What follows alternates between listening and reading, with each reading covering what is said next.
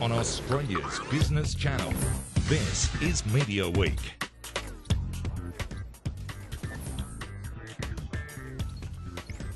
Hello and welcome to this special edition of Media Week, coming to you from the annual gathering of the newspaper industry, the Future Forum. Our co-host, James Manning, the editor and publisher of Media Week, is here. And James, of course, just explain for us what this event is all about. Yeah, we were here last year with, people, they get newspaper expertise from all around the world, come in, share their learnings with people in the industry in Australia. Two-day event here in Sydney. They had a big boot camp day yesterday. They went through journalism, they went through print and logistics for people. Print's still a very important part of the sector, and all through digital sales, trying to share their learnings there, how they could improve their revenues, I guess, from their digital sites. Yeah, and of course they also hand out the awards for the industry too. But of course the highlight today has been the 4 CEOs, major CEOs of the Australian publishing companies, all appearing together. Pretty rare event too, to get them all together on a panel. Yeah, look, absolutely. Greg Highwood and Chris Wharton, both been in their jobs for a little while, but two newcomers completely. Michael Miller, APN News and Media, been in the job about 8 weeks, and then of course Julian Clark, only just into week 3 as a replacement for Kim Williams. All right, let's have a little listen to what they had to say during that panel. Now we're in the business where we're actually segmenting our product range to fit the natural segmentation that's out there. And so the biggest issue for me, when you've got a mix of paid newspapers, free websites, apps, and then paywalls, the trick for me is how do you actually line that product range up and express the value proposition for all of them. And let's be clear about, because I think the market's actually settling down. I might be ahead of myself here, but I think the market is working out who's going to be newspaper readers and who's going to be digital readers, users. There'll be an overlap. The digital world is very strong in the Monday to Friday, but by gosh, weekend newspapers are as strong as ever. And if I may say so, as an ad for news, if you put, as a media proposition, if you put the Sunday newspapers together that we publish, where in less than 24 hours you're amassing an audience that television would take a week to reach, this is a very powerful thing. So it's getting this, for me, it's getting clarity around the product range, it's getting clarity around what we're trying to do with those various things, and then it's getting real clarity around the marketing, because I think, and I speak on behalf of our company here, I think there's a lot to be done in clearing up what this product range is all about and what part of the market it really fits. Now, if you look at the WAN results, 3/4 of Australians read a newspaper every week. We've got a huge audience, and increasingly Australians are showing that appetite for newspapers on a worldwide basis. We've done great work, and we will continue to do great work around costs and restructuring and reinvigorating our businesses. We've got a revenue problem. And I don't think as publishers, as an industry yet, we've really confronted the revenue problem that we've got. And that our revenues are decreasing at a faster rate than our audiences. And that's the disconnect we need to address. And that I looked at the program over these 2 days. We've looked at digital, there's a sales component yesterday, digital, we looked at journalism, looked at print and distribution. We looked at speakers today, there's a bit on big data. But the biggest issue we've got is around revenue. And that's sort of, I think, what we need to all confront. And the media buyers are part of that, convincing them. But equally, it's about what we can do individually and together around a better commercial proposition. One thing that I think hasn't really been sort of fully understood through the industry, but is becoming understood, is that the internet, while it sort of imposed huge challenges and structural changes on the business, and we've moved through that to varying degrees of success, it's also providing opportunities. New technologies disrupt everything, and at the other side, we're sort of seeing clear opportunities in terms of using the net to develop new businesses. And we had our annual results last week, and I just sort of identified 2 areas which the internet is an enormous help to us and leverages off our existing business. The first is content marketing, and Earl Wilkinson's here, and he's talked a lot about that through INMA, and that's fundamentally, good old-fashioned custom publishing.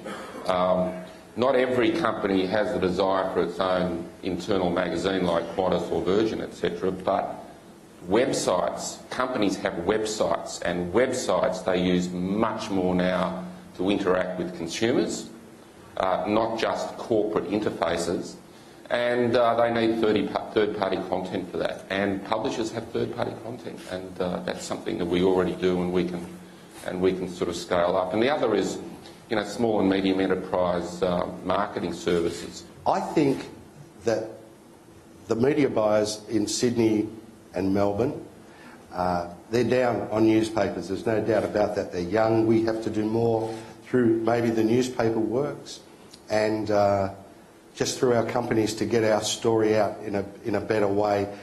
The thing that I say is that the West works. Our customers measure that by how their till rings. And we don't seem to have the problem getting through to media buyers locally that we do over here. Mind you, we still write pretty healthy revenue out of Sydney and Melbourne, around $100 million. So what's the first part of the question, Pat? Well, the real question here is, what do you think of media buyers? They seem to be dropping out of newspapers faster than readers and consumers. Greg said, say what you really think. I nearly did. That's what I was hoping for. I nearly did. Look, I think we've got to work harder on them. Yeah.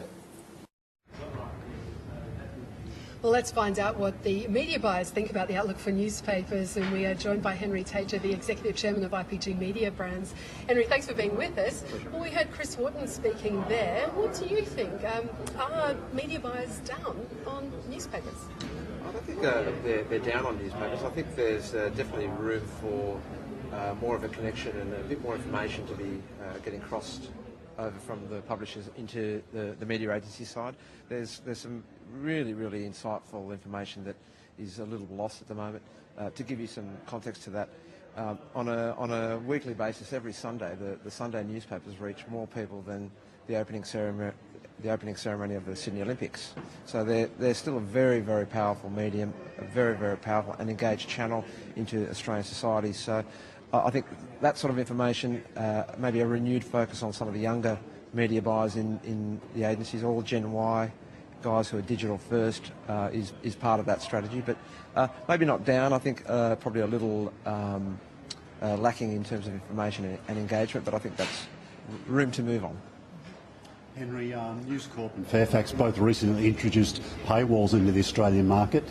Are advertisers worried about a loss of audience there? Not at all. I think the paywall changeover and the audiences that will operate within the paywalls are actually high quality, high value audiences. Once those audiences get to a critical mass where they can be leveraged, I see those audiences being premium audiences, and so do the newspapers. And as such, the brands and the marketers involved will follow suit and leverage those environments and bring their brands into paywall and secure environments where they can actually get the sort of ROIs they're looking for. So not at all. I think it's early days, and I think it's without doubt we'll be looking back at this evolution in the next 2-3 years, and it's really just the beginning. We've seen the launch of a new readership measurement system as well, Emma. The other one, of course, the long-standing Roy Morgan. Where do you sit on this? Are you going to look at both? Have you decided which one you'll use? We are definitely looking at both. I've had the fortunate position to have been part of the Emma construction through some involvement with the readership works. The methodology, Ipsos as a provider for the metric, are a sound international corporation that have put a lot of time and effort into this. The metric itself is quite deep in that it gives us a very good understanding of readership across an omni-platform marketplace. So we're getting a granularity in and around digital readership that we haven't seen before. I think Emma is good for the marketplace. there is no harm in the marketplace having some choice and having some comparison, and that's exactly what we're doing. I think there's potentially room for both, but I think it really comes down to how the marketplace uses both or either, and as long as it's used to gain a better insight into how to engage and use newspapers and print media, then I think the marketplace will be better for it. So I think she's good, Emma. And Henry, a quick thought on mobile audiences. We're hearing about, big readership increases for mobile. Is that a challenge for advertisers and publishers, I guess, to find ways of reaching that audience with the ads? Not so much about reach. I think the biggest challenge the mobile phenomenon is causing is just some protocol and just some structure around how mobile is operated in an advertising space. So it's a digital platform and it's mobile at the same time. Unlike the PC-based digital activity that has some protocol, some standard ad formats that the marketplace has adopted, mobile is yet to go through that process. I think it's inevitable that it will. The US have already started some protocol testing, and I would expect that in the next 12, 18 months, some of that uniformity in the marketplace will start to show itself. But the mobile phenomenon is just human behaviour. You don't leave home without it. Just very quickly too on consolidation as well, and the growing power of media buyers, if you like. I mean, we've seen the huge merger between Publicis and Omnicom as well. Is this a good or a bad thing for the industry? Well, I think every consolidation or every merger has to be looked on an individual basis and for its own merits. It's not really my place to comment on the Publicis Omnicom consolidation. I think if done properly, it has a lot of merit. If done for purely financial reasons, my experience tells me that it usually doesn't benefit anyone, in particular clients. I think what we're seeing a lot more so in the marketplace now is that the notion of scale and big is best is no longer. In a marketplace that is changing and evolving at the speed that it is, having the ability to stay flexible and nimble is actually much more valuable a characteristic than having a lot of size and a lot of weight in market. And I think there are endless examples of operators in the market that aren't the biggest that are actually the best. So big isn't the best. Big sometimes is a burden. So sometimes consolidations are good if done for the right reasons. If done for traditional and historic and heritage reasons, I'm not sure that the market always finds that to be the best route forward. All right, Henry, do stay with us. Lots more to ask you about. We have plenty more Media Week on the other side of this break, coming to you from the newspaper industry's annual gathering, the Future Forum.